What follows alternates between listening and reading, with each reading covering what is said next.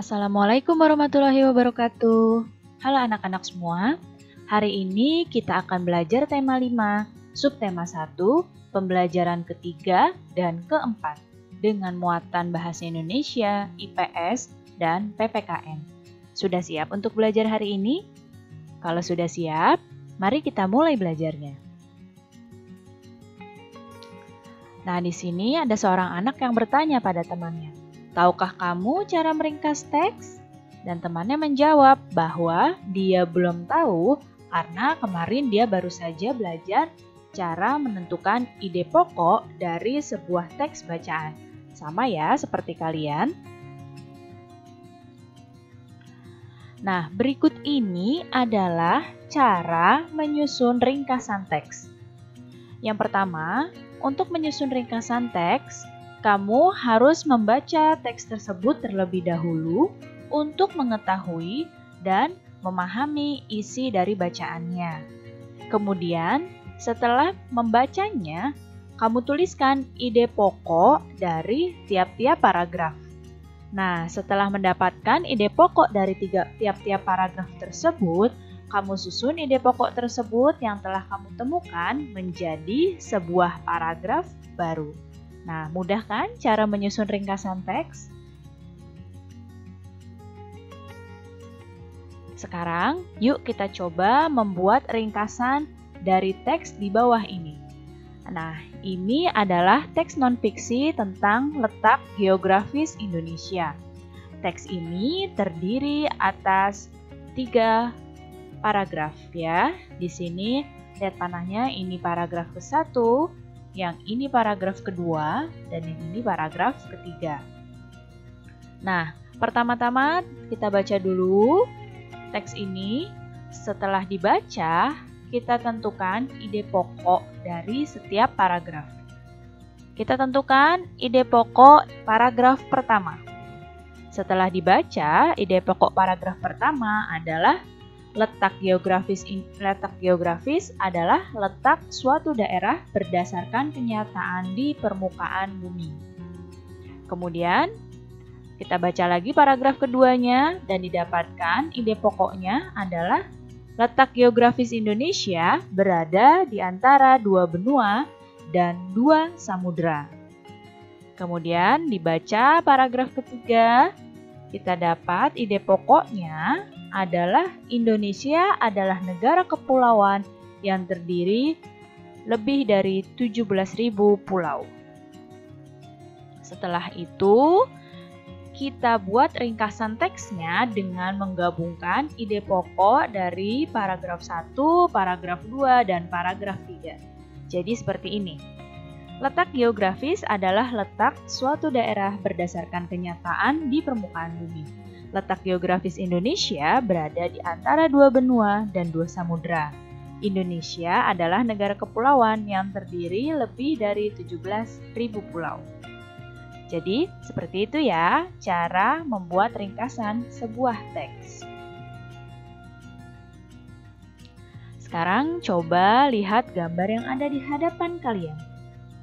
Nah, siapa yang tahu ini gambar pemandangan di mana?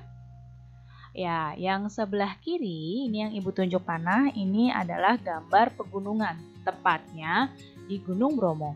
Dan yang sebelah kanan, ini adalah gambar pantai, tepatnya di Pantai Pangandaran. Nah, pernahkah kamu mengunjungi tempat pada gambar? Atau pernahkah kamu mengunjungi tempat yang mirip seperti pada gambar?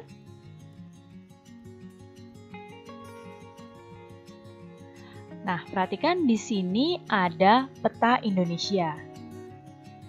Nah, sekarang Ibu tanya, masih ingatkah kamu tentang letak geografis Indonesia? Ini sudah pernah kita pelajari pada tema sebelumnya, ya. Nah, letak geografis Indonesia ini di antara 2 benua. Ya, jadi di utaranya Indonesia ini ada benua Asia, dan di selatannya ini ada benua Australia.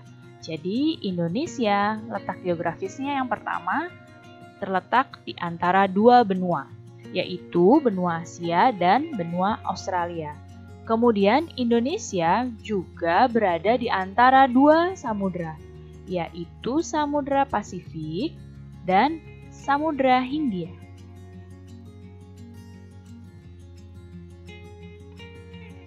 Nah, tadi kalian sudah melihat peta ya.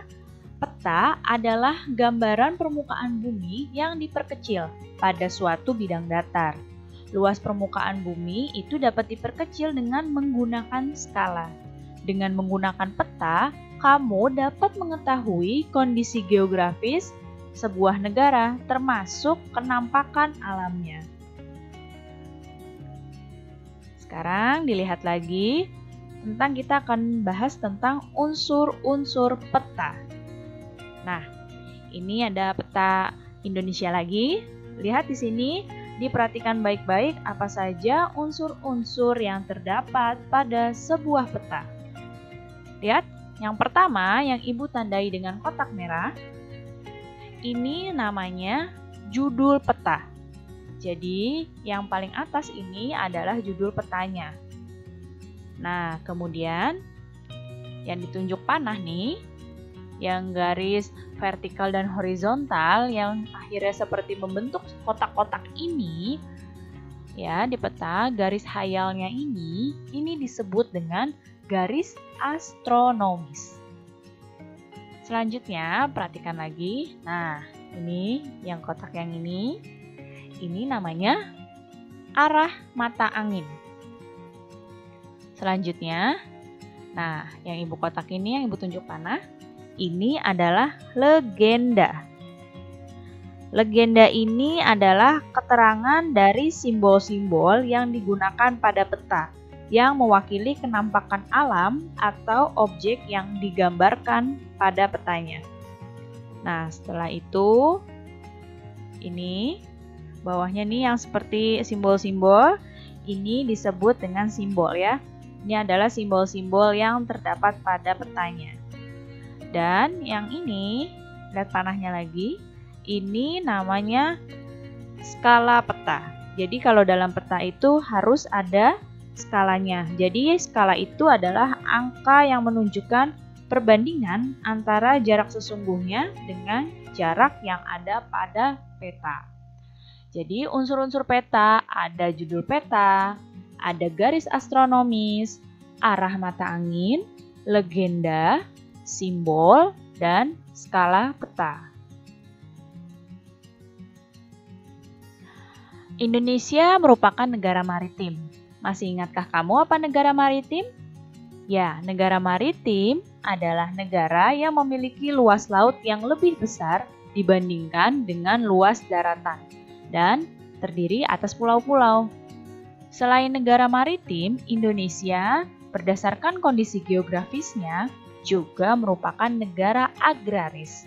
Negara agraris adalah negara yang sebagian besar penduduknya bekerja sebagai petani yang mengolah lahan pertanian. Sekarang lihat di sini ada peta Indonesia lagi. Nah, hanya saja di sini petanya lebih spesifik warna-warnanya. Nah, pada peta di atas ini kamu akan melihat adanya perbedaan warna. Ya, di sini di daratan nih, ini ada warna hijau, kuning, coklat muda, coklat tua, dan juga putih. Kemudian di warna perairannya, di sini ada biru muda, ada biru, dan ada biru tua. Nah, dari perbedaan warna tersebut, kamu dapat mengetahui kondisi geografis wilayah Indonesia. Nah, ini adalah gradasi warna peta, keterangan gradasi warna peta. Jadi, kalau warnanya biru tua itu tandanya laut dalam, kalau biru muda itu laut dangkal, kalau warnanya hijau itu artinya dataran rendah, kuning dataran tinggi, coklat itu pegunungan, hitam itu gunung, dan putih itu es atau salju.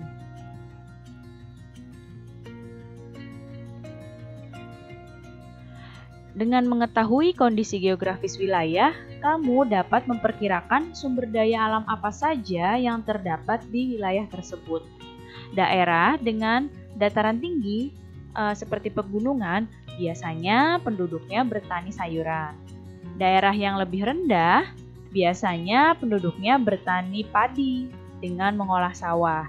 Dan daerah yang dekat dengan laut, biasanya penduduknya bermata pencarian sebagai nelayan.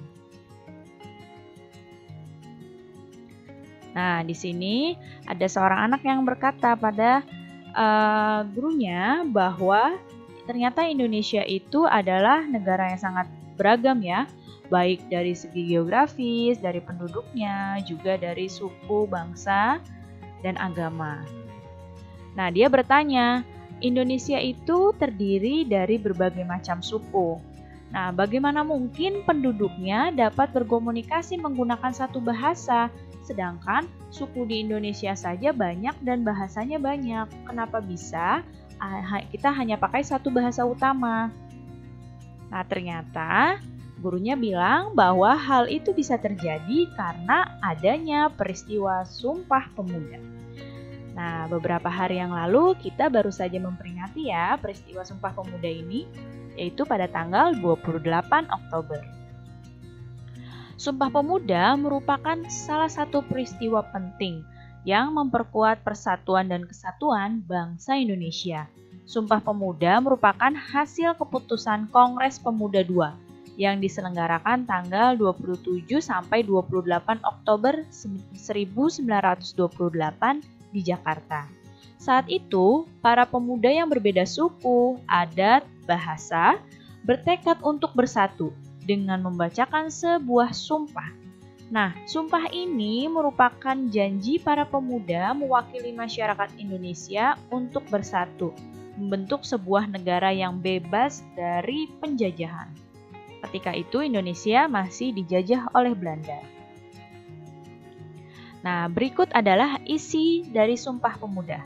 Yang pertama, kami putra dan putri Indonesia mengaku bertumpah darah satu, tanah air Indonesia. Yang kedua, kami putra-putri Indonesia mengaku berbangsa yang satu, bangsa Indonesia. Yang ketiga, kami putra-putri Indonesia menjunjung bahasa persatuan, bahasa Indonesia. Nah, sumpah inilah yang diucapkan oleh para pemuda pada tanggal 28 Oktober 1928. Nah, ini adalah gambar diorama suasana ketika pertama kali lagu Indonesia Raya diperdengarkan. Jadi, selain mengucapkan ikrar, pada saat itu juga pertama kalinya lagu Indonesia Raya itu diperdengarkan oleh W.R. Supratman. Sebelum peristiwa Sumpah Pemuda, semangat persatuan bangsa Indonesia itu sudah terwujud melalui munculnya organisasi pergerakan nasional. Nah, organisasi yang pertama kali muncul adalah Budi Utomo yang didirikan oleh Dr. Wahidin Sudirohusodo dan Sutomo. Mereka berusaha membangkitkan kesadaran masyarakat Indonesia yang saat itu masih terpecah belah. Nah, mereka ingin membangkitkan kesadaran bahwa pentingnya persatuan dan kesatuan bangsa Indonesia itu tanpa perlu mempermasalahkan perbedaan agama dan juga suku. Upaya mempertahankan persatuan dan kesatuan bangsa Indonesia perlu terus dilakukan sampai sekarang. Nah, saat ini Indonesia sudah merdeka.